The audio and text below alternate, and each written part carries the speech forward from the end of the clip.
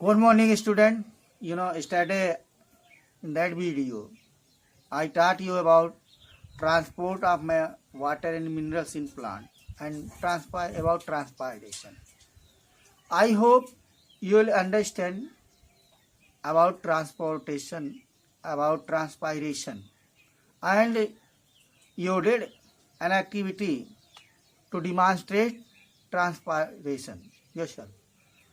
Today, about 1 to 2% of water absorbed by the plant is used up in photosynthesis. Mean only 1 or 2% water which is absorbed by the plant that used in photosynthesis and other metabolic activities.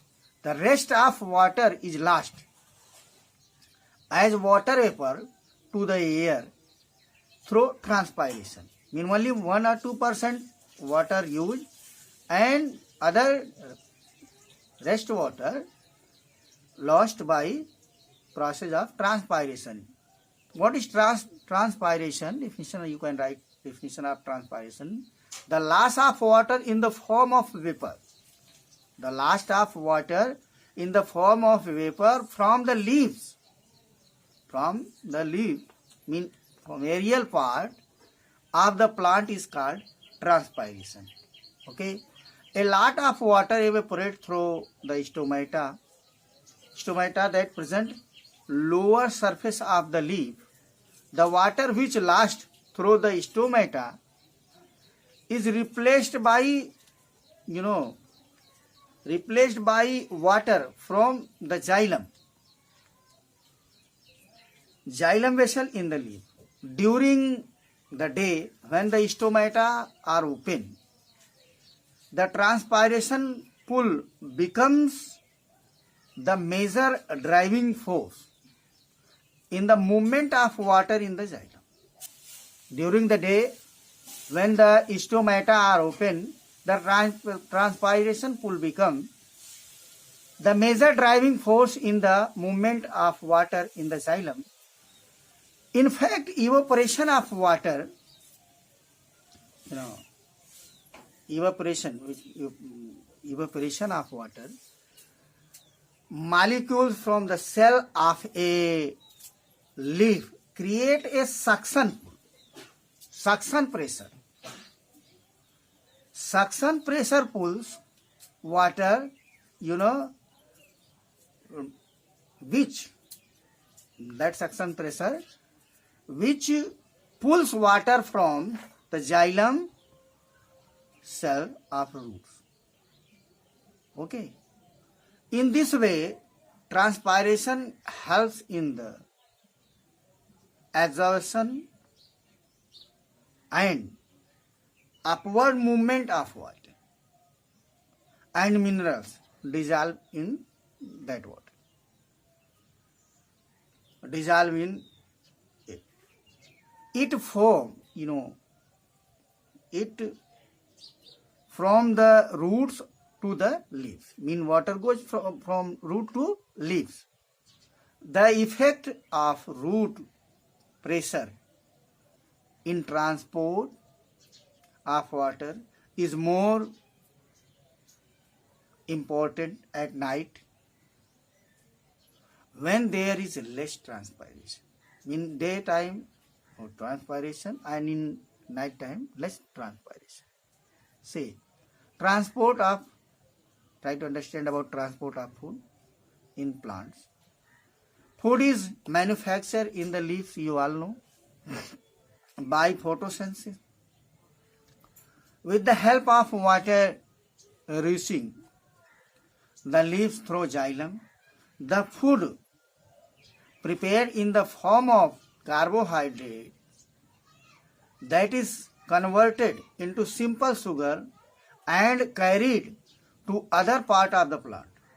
This transport of simple sugar is called translocation and is carried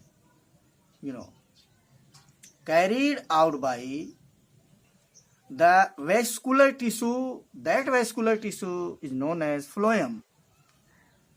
Besides sugar, the phloem also transport amino acid, and other substances.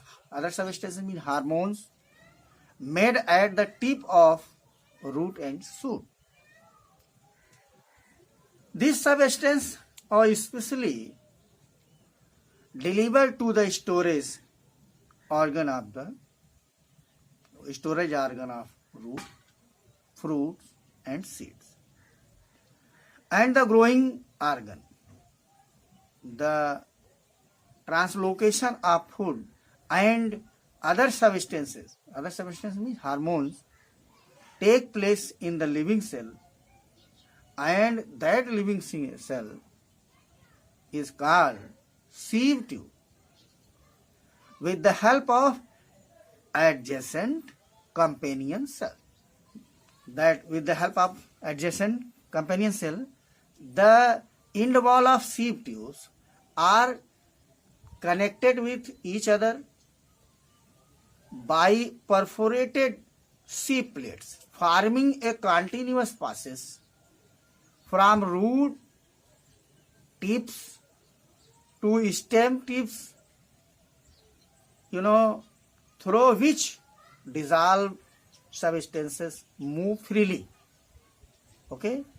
The movement of water and salt in the xylem is always upward from soil to leaf, but in the phloem the solution may be travel up or down the stem. It is multi-directional. Mechanism of transport.